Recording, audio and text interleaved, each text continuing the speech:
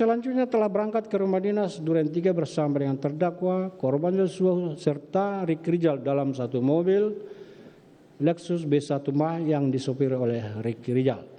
Menimbang bahwa sesampai di rumah dinas Duren 3, saksi Richard Elie turun menuju lantai 2, di mana setelah Ferdi Sambo tiba, kemudian turun ke lantai 1 dan bertemu atas perintah saksi Ferdi Sambo. Saksi Richard Eliezer mengokang senjata Glock 17 miliknya, dan setelah korban Yosua Huta Barat masuk dan mendengar perintah saksi Ferdi Sambo, tembak, woi tembak, tembak. Saksi Richard Eliezer menembakkan senjata 3-4 kali ke arah korban Yosua Huta Barat, sehingga korban oleng dan terhempas tertelungkup yang dilanjutkan penembakan oleh Ferdi Sambo. Menimbang sebagaimana telah ternyata Putri Chandrawati juga mengetahui serta menghendaki korban Yosua Huta Barat hilangkan nyawanya sejak rumah Saguling, di mana saksi Ferdi Sambo bicara dengan saksi Richard Eliezer, bahkan ketika Richard Eliezer menambah peluru dalam magazin Glock 17 miliknya, termasuk telah berangkat ke Duren 3 dengan alasan isolasi, sehingga korban Yosua Huta Barat juga ikut berangkat, dan kemudian setelah sampai di rumah dinas Duren 3, saksi Putri Chandrawati masuk kamar ganti pakaian, tidur dan menangis. Padahal tindakan tersebut saksi Putri Chandrawati lakukan hanyalah pura-pura belaka menunggu korban Yosua Huta Barat dihilangkan nyawanya.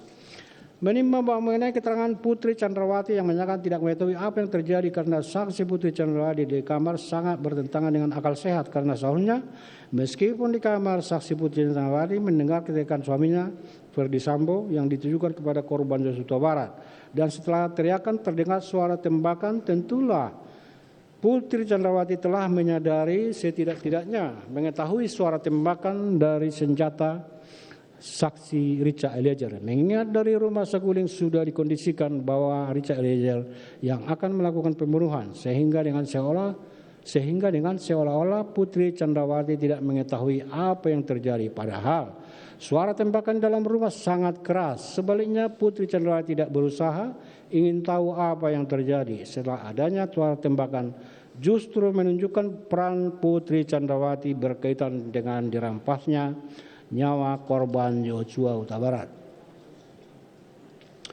Menimbang bahwa dari fakta-fakta yang terungkap di persidangan, ternyata menurut yang diskenariokan, keberadaan masing-masing saat terjadi penembakan yang dilakukan adalah sebagai berikut.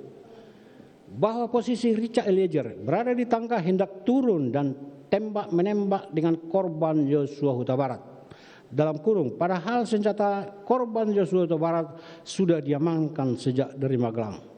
Dalam kejadian tembak-menembak tersebut, korban Yosua Huta Barat meninggal kena beberapa tembakan, sementara saksi Richard Eliezer tidak mengalami luka sedikit pun. Bahwa posisi terdakwa berada di lantai 2 dan mendengar tembakan, terdakwa tiarap, artinya terdakwa tidak melihat kejadian tembak-menembak tersebut. Bahwa saksi Ricky Rizal berada di garasi dan saat mendengar tembakan ketakutan lalu bersembunyi di balik kulkas, dalam kurung, tentu tidak melihat kejadian tembak-menembak. Bahwa saksi Putri berada di kamar menangis dan ketakutan karena mendapat kekerasan seksual dari korban Yosua Huta Barat, dalam kurung, tentu saksi Putri Chandrawati tidak melihat kejadian tembak-menembak. Bahwa posisi saksi Ferdi Sambo berada dalam perjalanan dari mobil ke rumah di Duren 3. Karena baru keluar dari mobil setelah pura-pura mendapat telepon dari Putri Chandrawati dan bertanya, ada apa yang terjadi? Seolah-olah telah terjadi tembak-menembak. Tentulah Ferdi Sambo juga tidak melihat peristiwa tembak-menembak. Bahwa posisi korban Yosua Huta Barat adalah baru keluar dari kamar saksi Putri Chandrawati karena melakukan kekerasan seksual terhadap Putri Chandrawati, dalam kurung, padahal korban Yosua Huta Barat berada di taman.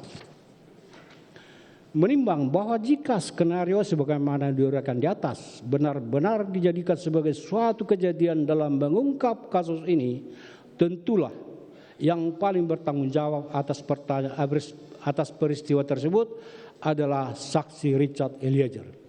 Menimbang bahwa sesaat setelah korban Yosua Huta Barat meninggal, para saksi Ricky Rizal, Richard Eliezer, Ferdy Sambo, serta Putri Chandrawati dan terdakwa telah menyampaikan skenario sedemikian rupa yang telah dibuat sebelumnya dengan harapan agar kejadian sebenarnya tidak diketahui dan tidak terungkap, serta adanya pemberian dari saksi Ferdy Sambo dan Putri Chandrawati di lantai 2 Rumah Saguling pada tanggal 10 Juli 2022. Masing-masing satu buah iPhone 14 kepada Richard Eliezer, terdakwa dan saksi Ricky Rizal, serta pemberian uang masing-masing 500 juta kepada terdakwa dan Ricky Rizal, serta 1 miliar kepada Richard Eliezer.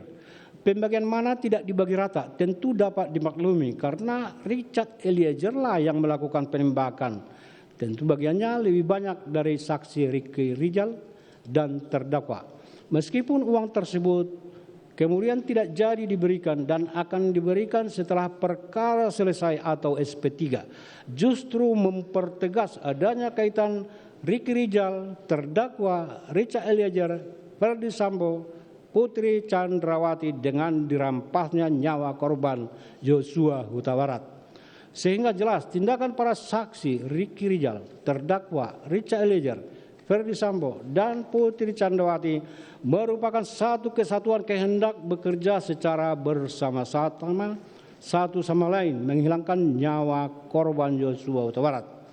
Menimbang bahwa dari uraian di atas dapat diketahui bahwa terdakwa adalah orang yang turut serta melakukan dalam menghilangkan nyawa korban Joshua Huta Barat, sehingga unsur kelima di sini pun telah terbukti.